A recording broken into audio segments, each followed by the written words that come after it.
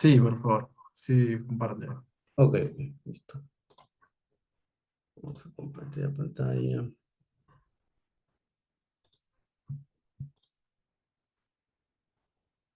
Bien, bien, ¿me confirman si se ve, por favor? Sí, sí, se ve, se ve. Se ve la pantalla. Excelente. Vamos por acá. Bien, nuevamente, buenas noches con todos. Muchas gracias por su asistencia en este pequeño webinar. Como comentaba Jorge, el título del webinar se da, bueno, se titula como Importancia de aplicación de modelos hidrogeológicos, ¿no? Quien habla, Cristian Quilicho Carrasco, hidrogeólogo de profesión, hidrogeólogo con unos años de experiencia, actualmente laborando en SRK Consulting Perú. Eh, para comenzar a hablar de lo que son los modelos hidrogeológicos, se ha creído conveniente dividir el temario de este webinar en cuatro partes. Un poquito de conceptos básicos, la definición como tal del modelamiento hidrogeológico, ciertas aplicaciones del modelamiento hidrogeológico y finalmente su importancia, ¿no? Para poder cerrar y concluir con la idea del título del webinar. Eh, para empezar a hablar de lo que es hidrogeología como tal y posteriormente pasar a lo que es modelamiento. El primer paso es entender el ciclo del agua, ¿no? El primer punto importante en cuanto a la hidrogeología, pues obviamente es el tema del agua y es conocer los procesos que involucran el conocimiento o cómo llega a comportarse el agua subterránea, es necesario conocer principalmente los procesos hidrológicos que se desarrollan en torno a este comportamiento que menciono de las aguas subterráneas. Entonces, es importante saber el tema de precipitación, el tema de la evaporación, la transpiración o evapotranspiración, los procesos de infiltración, escurrimiento, flujos subsuperficiales, los términos de flujo base, flujo subterráneo, ¿no? En cualquier estudio es muy importante el tema de la precipitación. Existe información bastante amplia por parte de Senami para Perú. Incluso hoy por hoy existen modelos, como creo que es, o bueno, da información con la de Pisco. En general, la información es muy importante para poder, en principio, generar una data actual o una interpretación actual y o una proyección de la información que se quiere, o una proyección de lo que puede suceder en torno al clima, ¿no? Esto es importante, por ejemplo, para poder saber los procesos de recarga de los acuíferos, saber y gestionar el tema de cierre de minas, poder gestionar también el drenaje de tajos, ¿no? Poder gestionar también la evolución de las fuentes de agua, ya sean lagunas, ya sean manantiales, y o relacionados al agua subterránea como tal, ¿no? Eh, Posterior a esto, pues se hace en general en los procesos hidrológicos un balance de agua. Un principio podría hacerse un balance de suelo, posteriormente saber cuánto es posible de lo que infiltre para llegar a un flujo más saturado o un flujo más profundo. Existen diferentes modelos para poder calcular el tema de la recarga. Existe metodología WIP, metodología SWAT y todo un mundo también baja importante de lo que es el análisis hidrológico, ¿no? El famoso flujo base, pues es muy importante en los diferentes periodos de medición en estudios ambientales, pero más allá de los estudios ambientales, es importante para conocer cuánto es el caudal o cuánto de agua subterránea se encuentra dentro del área de estudio, o cuenca, microcuenca, o cuenca en general, ¿no? Entonces, el proceso, como si bien creo que a nivel de ingeniería se conoce, pues parte de esta imagen, que es bastante clara. Eh, la precipitación se da, bueno, a través de las nubes en general, todo el proceso de evapotranspiración o evaporación, principalmente en el mar. Luego, esto escurre a las partes altas, a las famosas cabeceras de cuenca. Existe un escurrimiento, existe una infiltración a través de ello. Y posteriormente, pues se generan bueno, la infiltración para obtener un flujo de agua. Uy, creo que ahí está. Ay, estaba rayando aquí. Pero posteriormente saber los niveles al cual se encuentra el agua subterránea, ¿no? Entonces involucra mucho de las entradas y las salidas, ¿no? La recarga y las descargas naturales que se puedan dar. Un poco conocer ese ámbito. Y para esto, pues en hidrogeología se realizan investigaciones hidrogeológicas, investigaciones de campo. ¿Para qué? Para poder caracterizar el medio, ¿no? Para poder caracterizar o conocer las propiedades hidrogeológicas, en este caso de las unidades geológicas, que pueden involucrar diferentes formaciones geológicas o también diferentes materiales como tal. Pueden existir materiales de suelo, materiales de roca, que pueden dividirse a lo largo, que han sido subdivididos a lo largo del tiempo, pues de diferentes formas, ¿no? Eh, no sé si me puedes apoyar, hay un estanque raya aquí. Ya, ahí un momento. No sé si soy yo, no, que no.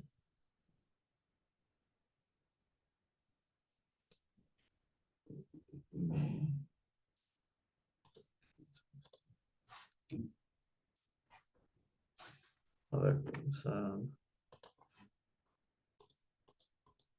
puedo quitarla.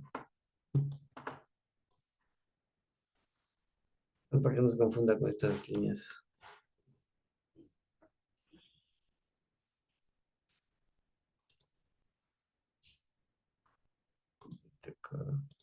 Ya, ahí las limpié. Ya bueno, a ver. Continuamos entonces.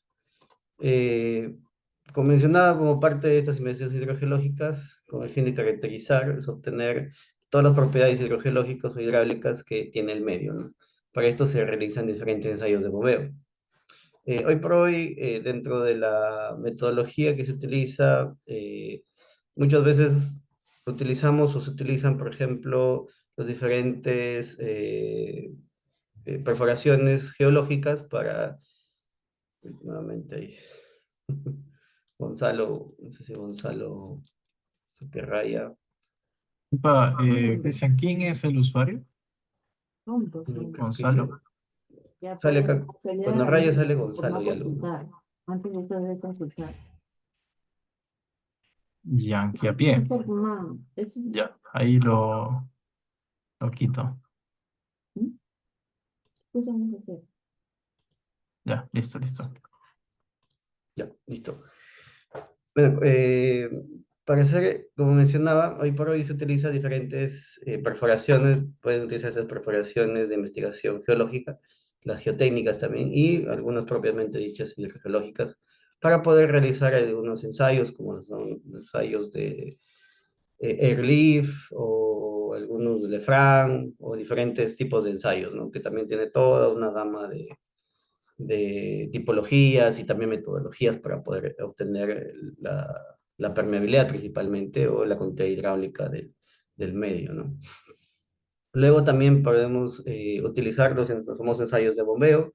Los ensayos de bombeo constan principalmente o son un poco más completos en el sentido de que nos va a generar una mayor amplitud de saber cómo reacciona el acuífero frente a un estrés, ¿no? Que se genera, es decir, extraer cierto volumen de agua y tener desde un punto y luego obtener la información en diferentes piezómetros un poco más alejados y saber cómo reaccionan estos ante el estrés que está generando al medio, ¿no?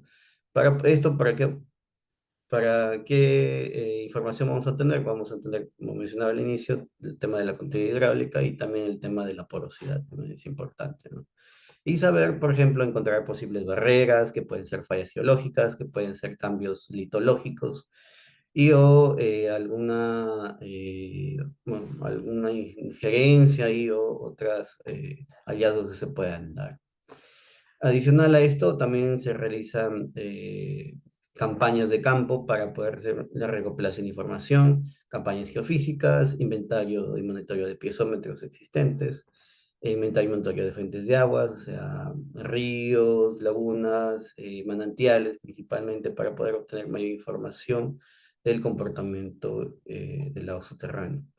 Se registra el tema de caudales, mencionaba, para que nos ayude a obtener un correcto balance hidráulico, bueno, un balance de aguas en general del área de estudio, ¿no?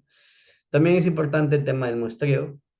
El tema del muestreo de fuentes de agua de cara a conocer mejor, ¿no? Por ejemplo, el origen de estas posibles aguas. Se utiliza hoy por hoy, se utiliza bastante el tema de la isotopía, está un poco más generando mayor arraigo a poder obtener o utilizar este tipo de técnicas para conocer este origen de la subterránea, ¿no? Que se quiere saber en muchos casos de dónde proviene, ¿no? O de qué sectores el tema de la recarga es lo que está generando una posterior afluencia al área de estudio que se quiere conocer o que se quiere interpretar. Siguiente. Bien, posteriormente cuando ya tenemos la información, eh, trazamos curvas equipotenciales o líneas de flujo y líneas de flujo, perdón. Y esto que nos da es como pintar una topografía, ¿no? O ver la morfología de lo que es el lago subterráneo. Se traza estas curvas para conocer las direcciones de flujo, ver en qué zonas el comportamiento se acorta o en qué zonas el comportamiento se hace más amplio. Esto se da en base a la permeabilidad del medio o la baja permeabilidad de los sectores, ¿no? Ver, por ejemplo, la interacción con las fuentes de agua, principalmente con los ríos, saber si es un río, si es un acuífero aportante río o es que el río aporta al acuífero. Existen métodos geométricos, existen hoy por hoy también métodos geostadísticos, pero mucho de toda la interpretación o software que se puede utilizar de la interpolación de toda la data es importante conocer el medio también, ¿no? La geología como tal. Eh, la, la información base que se toma aquí, o la más importante, viene a ser la toma de datos en los piezómetros, ¿no? Los niveles de agua subterránea, ya sea en piezómetros de Casa Grande, que son los que tienen bueno, un tubo ranurado, y o piezómetros de cuerda vibrante, ¿no? Que son en base a sensores. En base a estos sensores, muchas veces se instalan bueno, a diferentes niveles, los cuales nos dan ciertos indicios de que existe ciertas presiones de carga, porque al final lo que se analiza es esta, la presión, lo cual podemos o se puede interpretar de que existe un nivel somero, se puede llamar un nivel somero o un nivel profundo. Pero en general es un todo, eso es un volumen, ¿no? Es un volumen, es un todo. Pero la presión, obviamente, mientras más te alejas de la superficie, va a tener un valor diferente. Por lo cual muchas veces podríamos tener diferentes interpretaciones, ¿no? Y también, más allá del tipo de acuífero, se interpreta a la unidad hidrogeológica la que está analizando, ¿no? Porque en algunos casos quizás de lectura habrán escuchado el término de acuífero confinado, ¿no? O semiconfinado. Entonces, estas investigaciones o estas perforaciones están dando información de cierta unidad a la cual están siendo instalados, ¿no? Entonces, también todo un análisis que la mayor importancia es la gran cantidad de datos que puedan tomarse en el tiempo, ¿no? Finalmente, toda esta pequeña introducción de lo que hemos estado hablando es para poder obtener un modelo conceptual o una conceptualización del comportamiento del agua subterránea, o bien llamado un modelo conceptual o un modelo hidrológico conceptual, ¿no? que viene a ser la idealización e implicación de las condiciones hidrológicas subterráneas, que quiere representar descriptivamente, ¿no? Caracterizar el comportamiento del agua, ¿no? Incluyendo pues toda la interpretación geológica también de por medio, ¿no? Puesto que los plegamientos, las estructuras geológicas van a generar un cambio, ¿no? En el flujo del agua subterráneo. Entonces, para esto, lo que quiero destacar eh, es el buen entendimiento de la geología del medio, ¿no? Es conocer bien las estructuras, ya que el Perú, a ser un país bastante, geológicamente, bastante complejo, ¿no? Y creo que conociendo, bueno, analizando un poquito, teniendo el mapa de los diferentes proyectos mineros, cada proyecto tiene su complejidad, o, bueno, o mejor dicho, tiene su propio desarrollo, ¿no? Su forma, su origen. Y que esto implica que tenga una geología también bastante compleja y diferente. Eh, y también esto nos ayuda a responder preguntas como qué procesos son importantes para el modelo, cuáles son las condiciones de borde que vamos a aplicar posteriormente al modelo numérico y qué datos necesitan ser en esta primera vista para tomar una mayor monitoreo o poder obtener en el tiempo mayor información, ¿no? Recopilar mayor información. Bien, entonces pasamos al segundo punto, que es la definición como tal del modelamiento hidrogeológico. Aquí ya andamos a lo que es un poquito, o el modelo numérico también se llama, pero definámoslo como modelamiento hidrogeológico numérico, podemos definirlo así.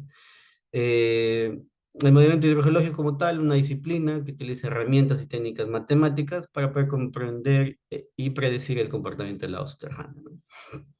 Entonces, es tratar de todo el entendimiento del modelo conceptual, llevarlo a un plano, un plano en 3D, por llamarlo así, o a una caja, o a un medio en el cual podamos nosotros, de alguna forma, tratar de representar el proceso del comportamiento del agua subterráneo. ¿Y qué utilizamos? Pues utilizamos códigos, modelos matemáticos, lo cual está pues estructurado de ecuaciones, fórmulas matemáticas que se representan en la famosa ecuación de flujo, ¿no? Que utiliza toda una estructura matemática bastante compleja también. El primer punto o para partir a ejecutar un modelo hidrogeológico, a realizar un modelamiento hidrogeológico, pues, el primer paso, si en caso no tengamos mucha información, no se cuente con toda la batería de datos que serían idealmente obtenibles, porque muchas veces dependiendo del tipo de proyecto no se cuenta con toda la data. Entonces, debe ser sencillo, ¿no? Debe ser de fácil aplicación. En este sentido, pues existen software o existen herramientas que son de acceso libre.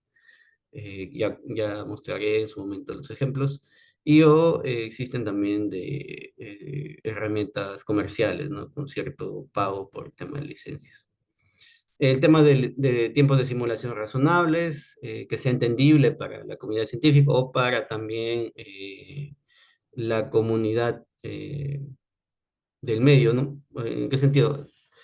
De que muchas veces, o, bueno, en muchos casos, la población no comprende de la importancia de este tipo de modelos o de este tipo de estudios, ¿no? Entonces, existe una parte social bastante importante también, en el cual estos proyectos o estos modelos deben ser bastante claros, ¿no? De lo que se está realizando, en donde se puede generar cierta confianza también a la ejecución del proyecto, ¿no? Y finalmente debe representar un modelo conceptual establecido, ¿no? Toda la caracterización, la conceptualización de cómo es el comportamiento desde un plano interpretativo, es representarlo en este plano ya numérico, ¿no? Respecto al tiempo de simulaciones razonables, esto tiene que ver mucho de cómo, de la lógica que sigue la caracterización. Muchas veces he visto proyectos en los cuales se han ejecutado modelos numéricos con tiempos de simulación, bueno, que a veces sí lo requieren por la gran área que representan, el tiempo de simulación que representan en el sentido de los años que simula, ¿no? Pero un modelo, por ejemplo, en estado estacionario, que tiene un mes de tratar de simular o de representar, pues no debería demorar más allá de 10 5 minutos. Pues como mencionaba al inicio, la lógica de que las propiedades de permeabilidad tengan relación con las zonas de recarga. No, no voy a aplicar zonas de mayor recarga en sectores de baja permeabilidad, o condiciones de borde que condicionen el comportamiento, ¿no? Entonces a veces se utilizan artificios que generan eh, algunas complejidades, ¿no? Al momento del cálculo dentro de la herramienta que se esté utilizando. Los modelos matemáticos más utilizados en este ámbito son los famosos elementos finitos y diferencias finitas, ¿no? Acá se ha corrido un poquito el texto. Los elementos finitos, pues se hacen cálculos en los nodos, ¿no? De los elementos. La variedad de la forma de los elementos es muy característico esto, que se adapta en el sentido de que, por ejemplo, acá tenemos una malla triangular y se adapta mejor a lo que es la complejidad de la geología, ¿no? Y podemos tener nodos intermedios que representen el cálculo a un nivel, por ejemplo, de este río o de estas fallas, y podemos obtener mayor precisión. En las diferencias finitas se utiliza el cálculo en las celdas, se me ha ido algunos textos, en el centro de las celdas, y se utilizan prismas rectangulares, ¿no? Para poder hacer ese cálculo. Entonces, aquí la adaptación a la morfología del, de la geología es un poco más difícil, ¿no? Sin embargo, ya existe, eh, creo que a la fecha, el uso de diferencias finitas con mayor versatilidad del tema de mallas y otras herramientas, ¿no? Por explorar. Así que hoy por hoy ambos pueden dar un bastante soporte al tema de los cálculos para modelos hidrogeológicos. Eh, Al inicio, bueno, hace un momento mencionaba el tema de los softwares y códigos. Existe una gran variedad de software, ¿no? Los más conocidos en Perú, creía yo, los que más se utilizan son tanto FitFlow como Modflow, pero Modflow es el código como tal, es el código desarrollado por la USGS. Sin embargo, existe el software o la interfaz de usuario, que viene a ser Groundwater Vistas, que viene a ser Model Muse, que viene a ser GMS o Groundwater Modeling System, Visual Moflow Flex, hoy por hoy, porque el Classic ya está descontinuado. Existe Hydrus, bueno, ya para otros desarrollos u otros cálculos existe Hydrus, existe, como mencionaba al inicio, SWAT, o bueno, sí, SWAT, bueno, y otros tipos de software en general, ¿no? Cada uno de estas herramientas, de estos softwares, pueden aplicarse o pueden utilizarse dependiendo del objetivo al cual yo quiero apuntar, ¿no? Por ejemplo, para flujo no saturado, FIFLOC tiene una amplia variedad o aplicación, ¿no? Igual que Hydrus, ¿no? Igual que Hydrus también, 1D, 2D, 3D. Y Moflo, por ejemplo, nos aplica un poco más el tema saturado. Sin embargo, como mencionaba, están saliendo actualizaciones, las cuales pueden utilizarse para diferentes objetivos, ¿no? De igual manera, el tema de modelo de transportes, incluyen paquetes o códigos los cuales nos dan esa versatilidad para el uso del software. Bien, como parte de entender eh, la complejidad de realizar un modelo hidrogeológico, la modelización hidrogeológica tiene una metodología, ¿no? Que es un poco similar o bueno, quisiera asemejarlo a la metodología de investigación como tal, ¿no? En donde en un principio se identifica un problema, ¿no? En base a este problema, si quiere ser un objetivo de drenaje, un objetivo de construcción de una presa de relaves, un depósito de relaves, de un tema ambiental, ¿no? Donde se quiere obtener los posibles impactos que puede generar un proyecto, y no necesariamente dinero, puede ser un proyecto civil, puede ser un proyecto energético, etcétera. En base a esto se evalúa el tipo de información que se tiene, la precisión con la cual se va a generar el modelo, puesto que no siempre la información es bastante robusta, a comparación, bueno, en diferentes proyectos, ¿no? Posteriormente se desarrolla la conceptualización. Dentro de esta conceptualización existe una representación matemática. Se escoge el tipo de código o herramienta que se va a seleccionar. eh, Se ven las condiciones iniciales, ¿no? Para saber cómo parte o desde qué punto en el tiempo va a partir estas simulaciones. Se definen las condiciones de borde, condiciones de frontera. Estas condiciones tratan de simular, eh, por ejemplo, ríos, manantiales, como su nombre mismo lo dice, condicionan al sistema, ¿no? Si estoy colocando un pozo de bombeo, si estoy colocando un dren, si estoy colocando una carga, una carga de agua, como por ejemplo una presa de relave, estoy depositando material, ¿no? Etcétera. Posterior a ello, pues tratamos de que la conceptualización, ¿no? Se asemeje a la simulación en el ámbito del modelo, por lo que entra en una fase de calibración, ¿no? Si bien toda la información, tenemos rangos de permeabilidad, tenemos rangos de caudales, tenemos la variabilidad de los niveles de agua, de niveles de agua subterránea, y estos tratamos de acercarlos, puesto que son los datos más cercanos o más viables para saber cómo se comporta nuestro acuífero, a los datos tanto observados y simulados, ¿no? Entonces ahí se hace la comparativa. Muchas veces se realiza solamente la comparación entre niveles de agua de los piezómetros, pero el modelo es un todo. Entonces tenemos también que hacer una calibración en los datos de caudales, por ejemplo, muchas veces si existe un caudal base en los ríos, la parametrización en los manantiales también, o drenes que están saliendo, o existe un drenaje en bocaminos, por ejemplo, también, ¿no? También tratar de acoplar. Y por último, tratar de que el balance hidrológico también cierre, ¿no? Que sea consistente con la conceptualización. Dentro de estos procesos existe un ajuste de parámetros para reducir la incertidumbre a lo que se va a proyectar a futuro, los diferentes escenarios que se quieren simular.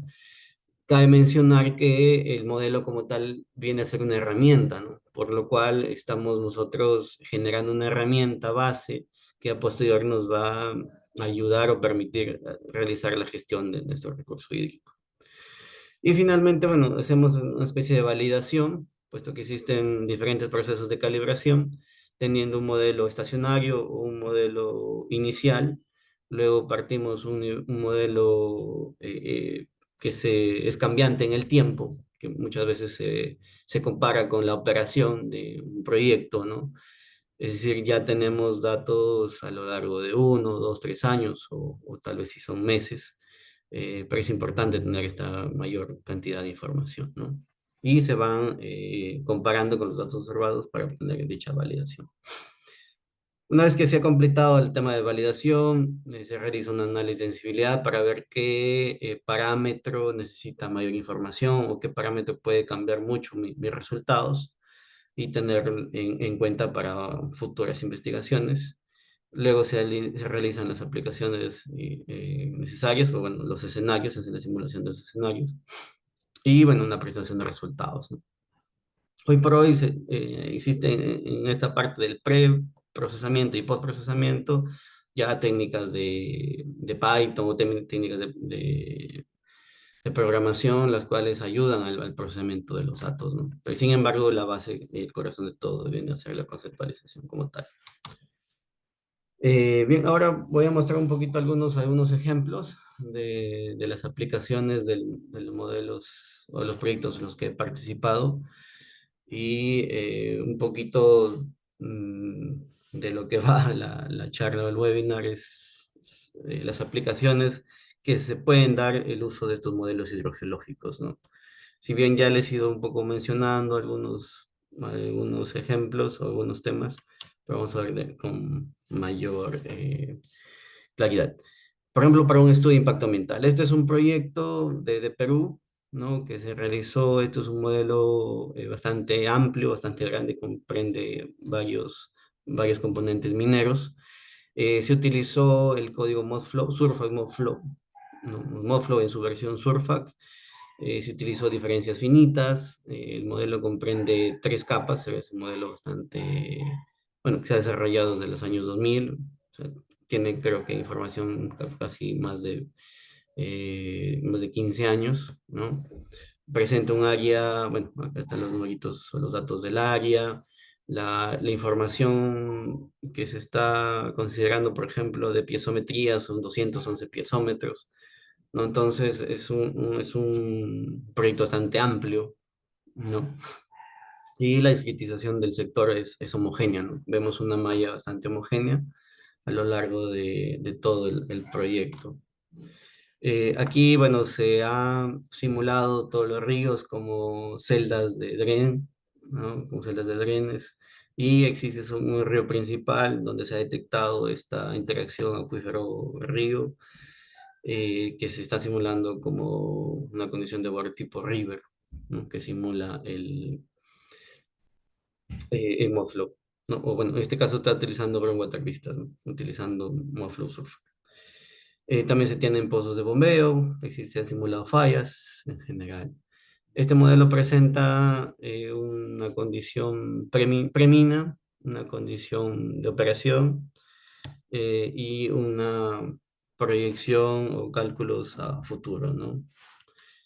Esto es para un estudio de impacto ambiental. Lo que se quiso hallar aquí es saber cuánto genera de impacto, ¿no? En los diferentes descargas, puntos de descargas en las diferentes microcuencas, la ejecución del plan de minado no, la ejecución del plan de minado en el área de estudio, ¿no?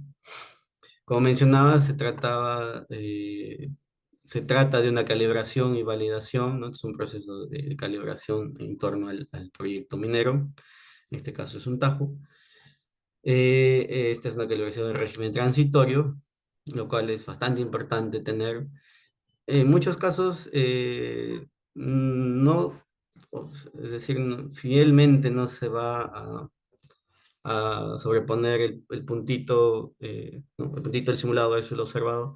Sin embargo, también es importante las tendencias, ¿no? Como podemos ver aquí, las tendencias del observado, que vienen a ser los puntos azules, con los simulados, que son los puntos naranjas, tienen cierta tendencia similar, una tendencia similar, en la cual se observa que existe un impacto, bueno, existe una reducción, una disminución del nivel, porque se está implementando este componente minero.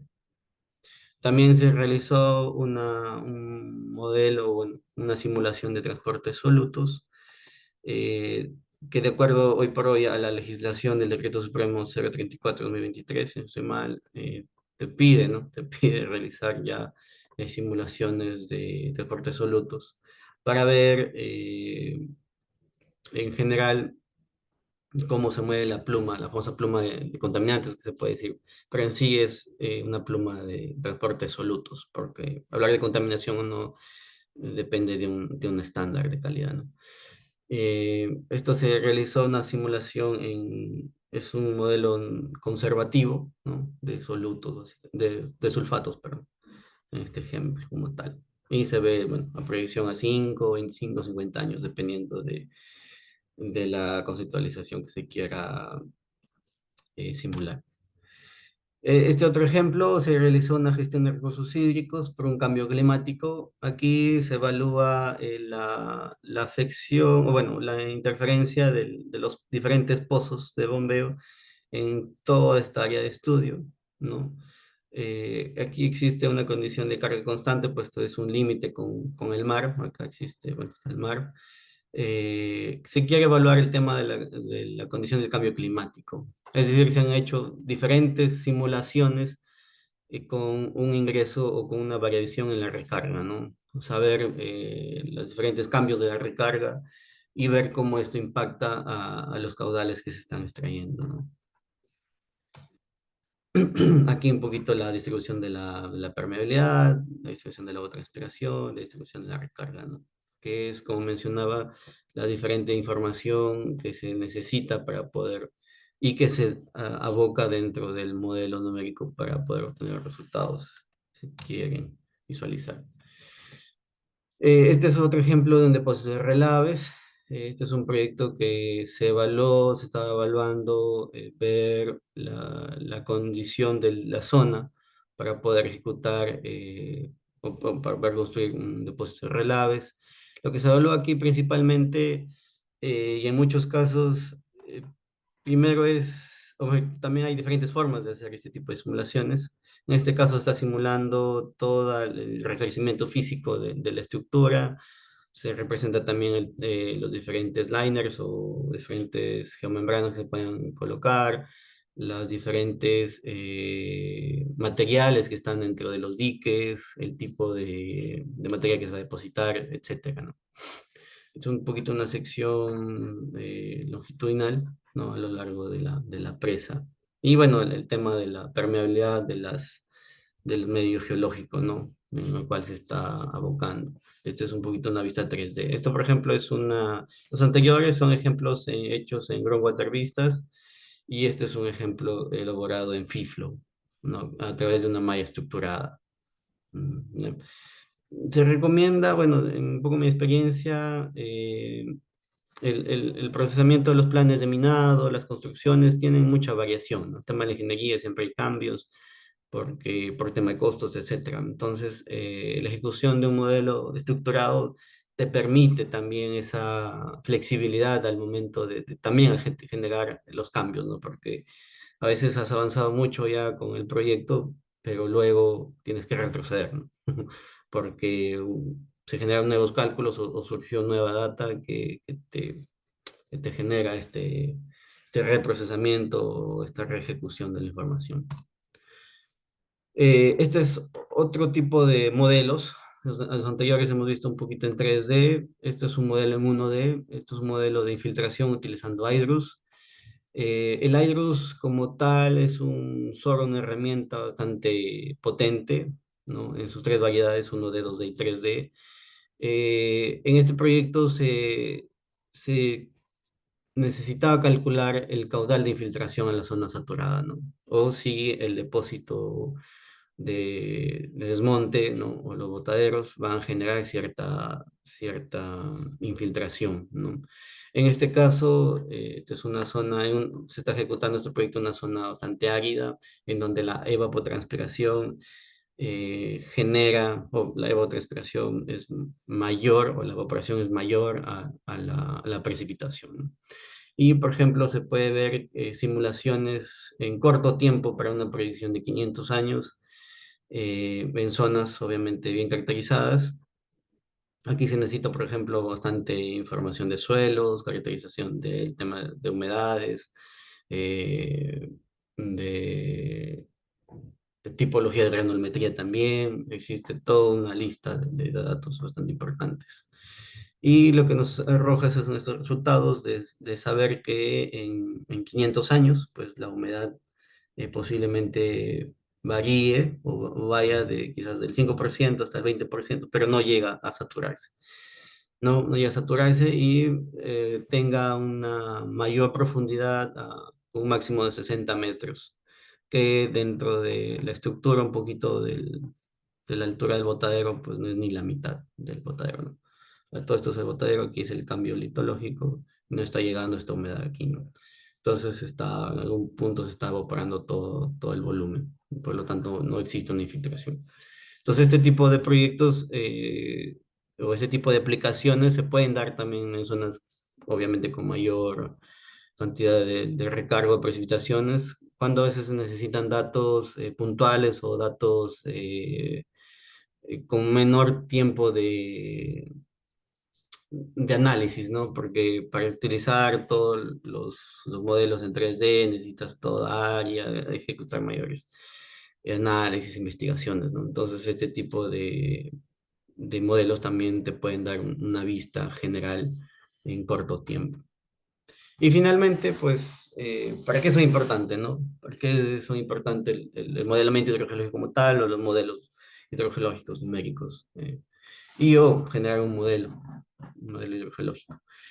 Primero, pues, para la gestión del recurso hídrico, te permite una gestión más eficiente y sostenible de recursos hídricos subterráneos. Esto es crucial dado que el agua subterránea es una fuente vital, ¿no? Hoy por hoy creo que hemos visto bastante la necesidad de abastecimiento de agua en muchas regiones, ¿no? Más en sectores áridos tal vez, y también para un tema de posiblemente agricultura, ¿no?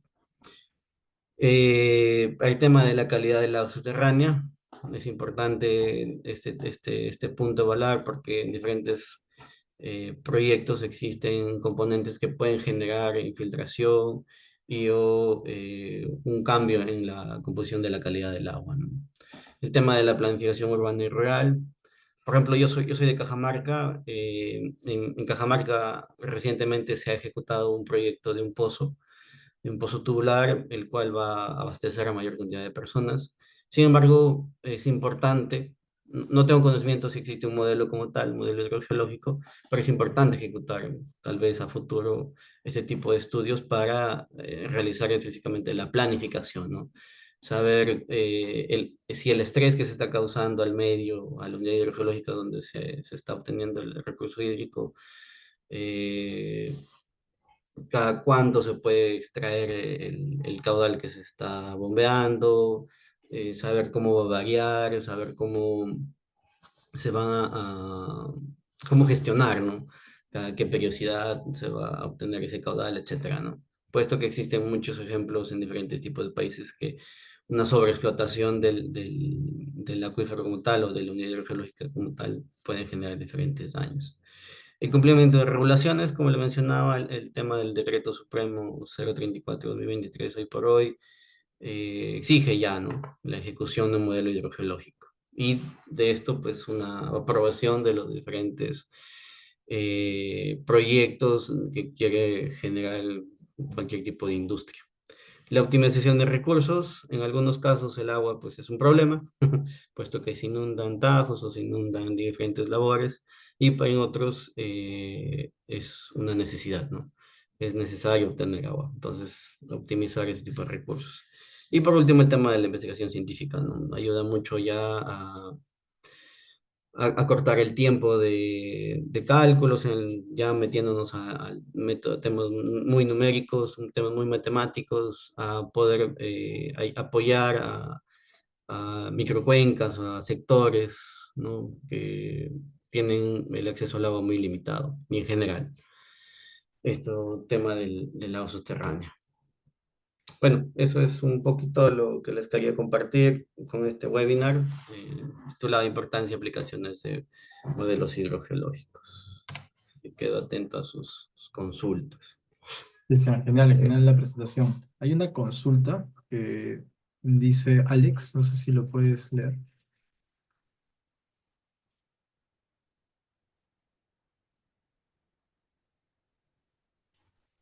Aló, aló. Hay una consulta en el chat. A ver, te lo leo, si no. Dice, buenas noches, ingeniero. De los solutos con qué programa se realizarán hacer las simulaciones, en qué caso, o sea, para inundación, con qué programa poder realizarlo. O sea, ya, con... existe el código, Ujú. como mencionaba, existe el código MT3D o el paquete MT3D, ¿no? Eh, el ejemplo que mostré es una simulación de transporte de solutos conservativo, ¿no? Pero también existe no conservativo, es decir, reactivo. Y para el tema de las reacciones se utilizan otro tipo de datos, porque involucran reacciones químicas, saber cómo reacciona el tipo de roca con el agua circundante, ¿no? O sea, química y geoquímica, ¿no? En ese sentido se utiliza Frixi, tengo entendido, pero muy pocos proyectos lo generan. Pero sí, te menciono, ¿no? Estos temas de Frixi, temas de tener datos de la geoquímica, de la roca, la hidroquímica, tipo de energía de agua, y el código MT3D como tal, ¿no? El MT3D, o para modelamiento de transportes, es necesario datos de dispersión o involucran la parte de dispersión, difusión, advección, ¿no?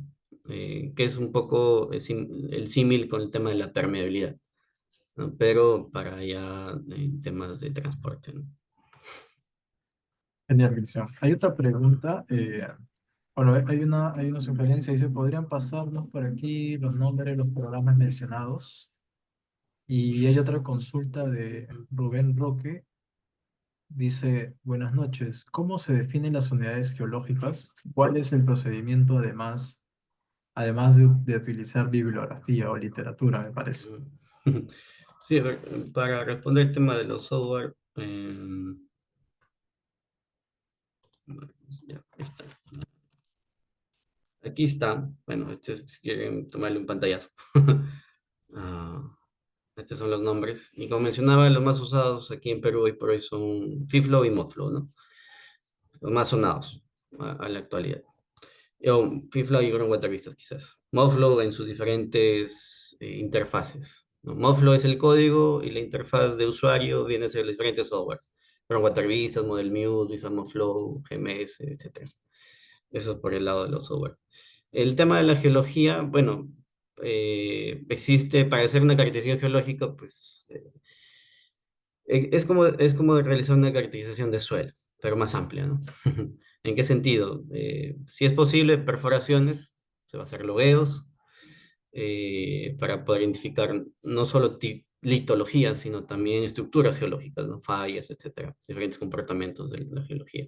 El cartografía es importante, el cartografiado, y más allá de la bibliografía existe una página, ¿no? Bueno, un producto que es GeoCadMin, ¿no? GeoCadMin, que lo maneja INGEMET, que es el Instituto Geológico Minero del Perú, donde está toda la geología. Creo que de todo el Perú está al 100.000 y en muchas zonas ya está al 50.000 y en algunos al 25.000, ¿no? Diferentes escalas. Entonces, GeoCadMin te puede dar un primer vistazo detallado de la geología del sector, ¿no? Te puede representar las fallas, las zonas, si son intrusivos, si son calizas o qué grupo geológico pertenece, etcétera, ¿no? Entonces, luego, pues existe el cartografiado, existe la toma de muestras, en general calicata, etcétera, ¿no? Todos esos tipos de investigaciones que podemos hacer. No sé si estoy utilizando bibliografía regional. Sí, muchas veces, como mencionaba, cuando haces a nivel de cuenca o microcuenca, bueno, a nivel de cuenca o subcuenca, utilizas GeoCadMin, ¿no? El primer paso es sacar la carta geológica del sector, ¿no? Para poder obtener eso. Luego, tal vez, dependiendo del presupuesto, pues envía geólogos a cotejar si los contactos, porque es muy importante el tema de los contactos. Es muy diferente la conductividad hidráulica de un intrusivo, una roca plutónica, a la de una sedimentaria, ¿no? Y más que todo cuando la sedimentaria tiene diferentes fases sedimentarias. Entonces, a veces hay que cotejar ese tipología. Y o barreras, unas barreras como pueden ser fallas o contactos también como tal. Genial, Cristian. Cristian, un poco haciendo un poquito de dinámica y aprovechando pues también mi presencia, quería tener unas consultas, ¿no? Dale, Eh, dale. Veo que la parte hidrogeológica, para ser cierto, es muy compleja. ¿Por qué? Porque tienes mucha base de datos, ¿no? O sea, hay, como dices, fallas, o sea, la parte geológica, instrumentación. También recuerdo en un proyecto que vimos, tuviste que realizar procesamientos de perforaciones, piezoconos, geología, piezómetros. Entonces, mi consulta iba más allá de eso, ¿no? O sea, ¿cómo es que el hidrogeólogo tiene o considera más peso a tal data, ¿no? O si es que Mm. hay falta de data, ¿cómo es que O sea, ¿cómo es el criterio del hidrogeólogo para poder abordar esto, estos vacíos, ¿no? Ya, sí, por ejemplo, actualmente en SRK se está implementando una metodología de toda la información, hacerla a través de... Existe un proyecto que se hizo a un cliente para poder visualizar la información, ¿no? El primer paso es eso, ¿no? O sea, tener bien claro qué información se cuenta, ¿no? Si, como dices, si se cuenta con datos de pisoconos, si se cuenta con datos de perforaciones, de niveles, etcétera, ¿no? ¿Qué información se cuenta? Hacer un Power BI para poder ir sectorizando o diferenciando qué tipo de información tenemos. Posteriormente, la idea es trazar secciones geológicas y o construir un pequeño modelo geológico con la data. O sea, la base viene a ser la geología, porque hacemos hidrogeología, ¿no? Entonces hacemos saber cómo es el comportamiento de la agua subterránea dentro del medio geológico, que viene a ser la parte matriz, ¿no? Entonces, los datos de geología van a primar mucho porque en los diferentes pisoconos o datos geotécnicos, los materiales en este caso son importantes, ¿no? Si son arcillas, si son gravas, si son arenas. Entonces, más allá de un peso estadístico o matemático que podríamos darle, se empieza por esa base, ¿no? Que viene a ser como que la primera, los cimientos, ¿no? De la comprensión de la interpretación. Posteriormente, el dato más puntual vendría a ser el nivel de agua, ¿no? Sin embargo, ahí también hay que hacer un análisis de saber qué estamos viendo. Si estamos viendo un nivel de agua de un piezómetro de casa grande, o sea, un ranurado, o estamos viendo un nivel de un sensor, ¿no? Como mencionaba, saber en qué unidad geológica está hacia colocado el sensor, puesto que lo que mide es la columna de agua, la presión por encima de este. Entonces, ir haciendo el match, ¿no? Entre toda esta data, poco a poco. Luego, quizás podemos partir desde un tiempo, ¿no?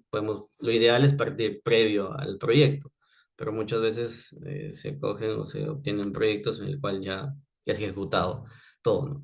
Entonces, definir una temporalidad, porque, como mencionaba al inicio, la hidrogeología está muy supeditada a los procesos hidrológicos. Entonces, en Perú son muy cambiantes, ¿no? La precipitación, los meses de precipitación y los meses de baja precipitación.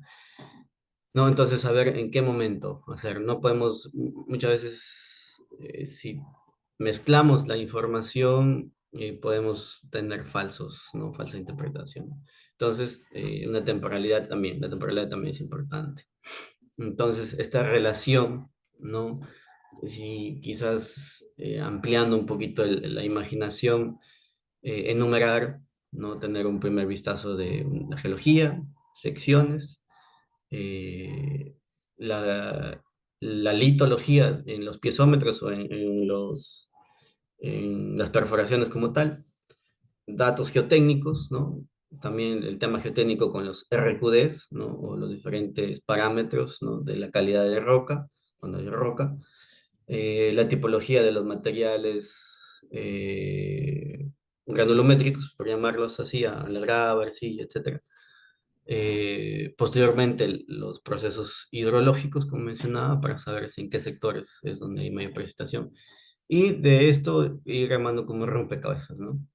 Ir primero analizando un punto, un piezómetro, por ejemplo, ¿no? De saber por qué el nivel del agua me arroja en ese valor de cota y qué es lo que existe en eso, ¿no? Entonces ahí ingresas la interpretación de la geología, te apoyas con el soporte de la geotecnia, te apoyas con el soporte de la calidad de la roca y complementas con el tema hidrológico, ¿no? Entonces vas analizando punto por punto para posteriormente generar una sección en 2D y hacer una interpretación más general, ¿no? El tema de la geofísica también es importante, entonces vas yendo de a pocos, ¿no? Como que desde un puntito a poder ampliar el bagaje de información y la interpretación. Genial, genial. Una consulta más también, un poco también haciendo el símil con la geotecnia. Si bien Ujú. es cierto, pues lo que tú muestras son modelamientos hidrogeológicos, ¿no? En el cambio de geotecnia también vemos lo que es el modelamiento, bueno, son modelos numéricos aplicados para casos de geotecnia, ¿no? Y también vemos pues estas metodologías de elementos finitos, diferencias finitas.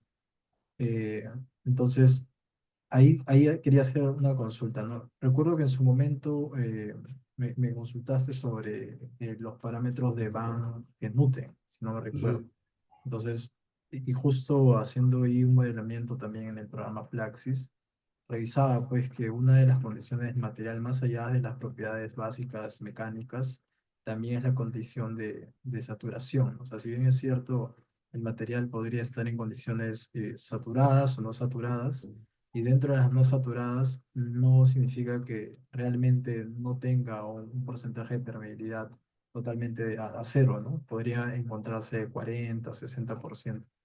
Entonces, mi consulta iba en qué casos de estudios, porque la verdad, en el poco tiempo que tengo no he evaluado todavía eso, pero recuerdo que en uno de esos casos sí quisimos evaluarlo, ¿no? O sea, ¿en qué casos de estudios mayormente se da esta opción por la elección de los parámetros de Van Genuten, ¿no? Ya, sí. Bueno, y lo ideal, yo siempre hablo de lo ideal, ¿no? Lo ideal es que sean en todos, porque es un proceso previo a la saturación, o mejor dicho, a que llegues al nivel saturado. Sin embargo, obviamente no en todos, como mencionado durante la presentación, vas a obtener todos los parámetros y todos los datos, ¿no? Yo creería que muchos de estos casos van a ser, por ejemplo, en cierres, ¿no? Porque vas a colocar diferentes tipos de materiales al componente que quieres cerrar. En la ingeniería de un botadero, ¿no? También, por ejemplo. En algunos casos, temas de drenaje tal vez, porque, como mencionaba, existen ciertas unidades hidrogeológicas que se pueden aislar. Pero específicamente de las zonas no saturadas, creía yo que se podría evaluar o utilizar mucho el tema de la parametrización, la caracterización de Van Genuten, que en sí no es el único, ¿no? Así como hablaba de diferentes modelos o códigos, Van Genuten no es el único, pero sí el más utilizado. Entonces, utilizarlo cuando veas que la zona no saturada influye mucho en previo, o mejor dicho, te vas a localizar mucho en el sector del no saturado, ¿no? ¿Qué decir? Por ejemplo, para una presa de relaves o para un proceso de cierre, perdón, te va a importar mucho los primeros metros, ¿no? Puede ser un primer vistazo ahí, ¿no? O sea, saber que los primeros procesos antes de que el volumen de agua profundice, vas a analizarlo en estos sectores, ¿no? En los materiales, los 5 primeros metros, 3 primeros metros. Eh, las condiciones para el tema de la presa de relaves como tal, ¿no? Saber qué material estás depositando, ¿no? Conocer, analizar ese tipo de material y cómo se va a comportar ese material cuando esté a diferentes grados de saturación, ¿no? Por ejemplo, hicimos un proyecto de un botadero también, eh, el cual se iba depositando en diferentes tiempos, ¿no? Bajo ciertas condiciones de saturación, ¿no? Y se evaluaba cómo iba a variar esa saturación en el tiempo.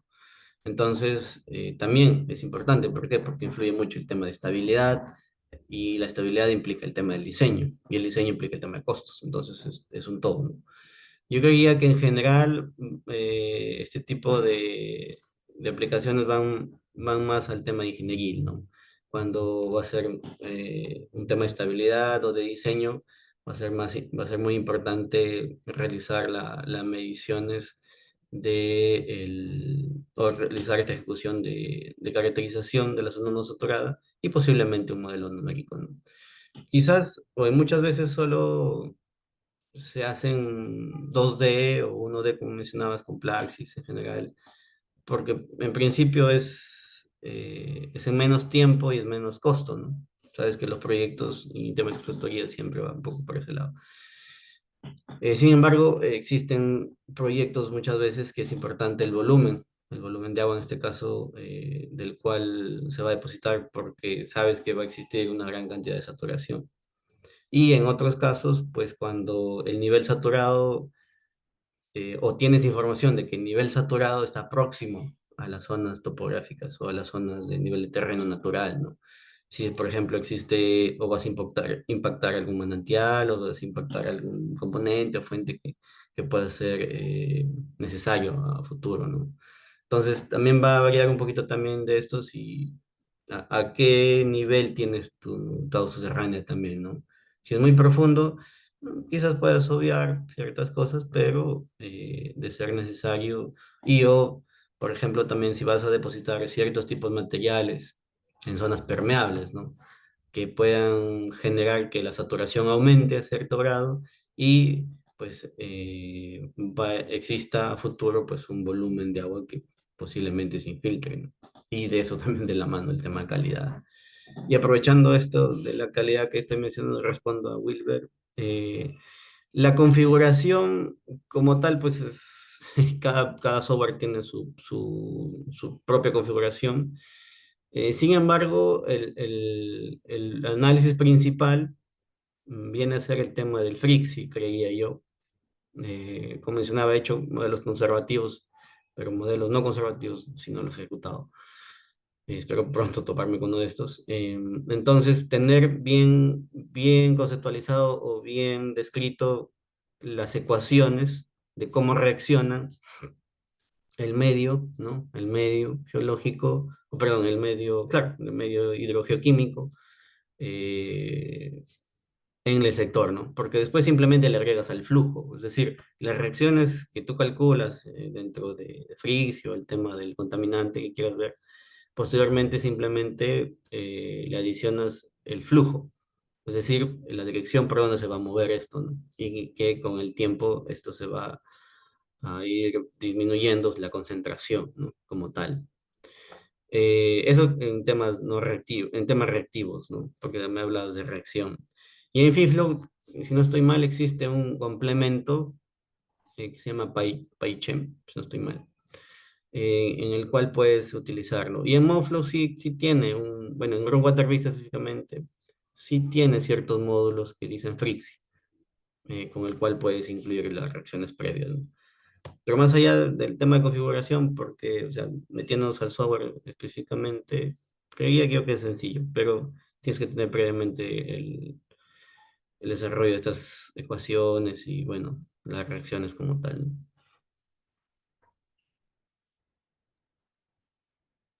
Listo, Cristian. Bueno, la verdad, ha sido una excelente presentación. Muy agradecido por la explicación, por todo lo que has compartido. Y nada, es un mundo muy complejo y la verdad todo el tema de los modelos, hoy por hoy, pues en la actualidad, como bien dices, ya las normativas nos están exigiendo y también hay estándares internacionales que ya desde antes lo venían exigiendo, ¿no? Por ahí también comentar que creo que hay mucho trabajo en esta área del modelamiento, ¿no? Sí, sí, quizás para cerrar, bueno, los invito a cualquier cosa contactarme por LinkedIn, me encuentran como Cristian Paul Cliche Carrasco, y animarlos a investigar un poquito más. Hoy por hoy, como mencionaba, la importancia, más allá de los proyectos, obviamente, pero la hidrogeología está tomando mayor fuerza por el tema de abastecimiento, que es algo que nos impacta a todos, ¿no? Como sociedad. Hallar más recursos hídricos, hallar más puntos, pero también, así como buscar, también es conservar, ¿no? El tema de las zonas de recarga, ser cuidadosos con ello. Entonces, es un todo, ¿no? Es un todo de lo cual. Y respecto a los proyectos de diferentes industrias, pues la información, los datos es bastante interesante, bastante importante. Y como mencionas, existen pocos profesionales, hidrogeólogos, pocos profesionales en la hidrogeología en general. Por lo cual, si hay estudiantes que están conectados ahora, pues los invito a poder unirse o investigar un poco más del tema y ser colegas en un futuro, ¿no? Genial, Cristian. Bueno, eso sería todo, estimados. Ahí he mandado un formulario en el chat del Zoom. La finalidad del formulario, pues, es para las personas que se inscriban poder enviarles el material. La grabación de esta presentación la vamos a transmitir también. Bueno, la vamos a compartir en la página de Geobim porque la estoy transmitiendo de mi Facebook personal. También se les va a otorgar un pequeño certificado de asistencia del webinar. Y también, pues, la finalidad de este formulario es para los cursos que vamos a lanzar el próximo año todavía. Pueden obtener, pues, bueno, no pueden, ¿no? Obtienen un 50% de descuento con el código que estamos ahí brindando en ese formulario. Eso sería todo, estimados. Los que llenen, pues, estaremos esperando unos 10 15 minutos y estaremos cerrando el formulario. Gracias, Cristian. Gracias, comunidad. Cuídense y éxitos en sus carreras. Gracias, hasta luego. Hasta luego, hasta luego.